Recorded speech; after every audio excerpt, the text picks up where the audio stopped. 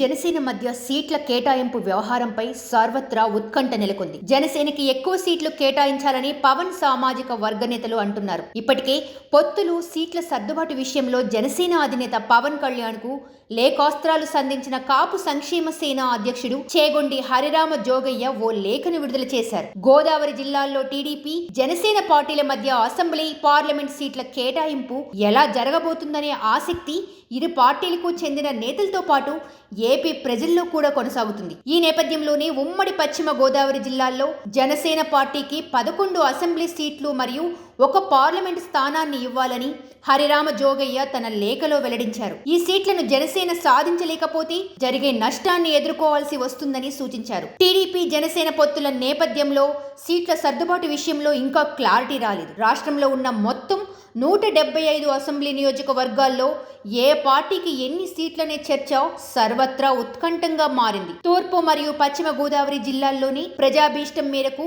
ఎక్కువ స్థానాలు కేటాయించాలని 2 పార్టీల అధిష్టానాలు నిర్ణయానికి వచ్చాయని ప్రచారం సాగుతుంది. ఉభయ పశ్చిమ గోదావరి జిల్లాల్లో జనసేనాని పవన్ సామాజిక వర్గం మొండుగా ఉందని ప్రత్యేకంగా చెప్పాల్సిన పని లేదు.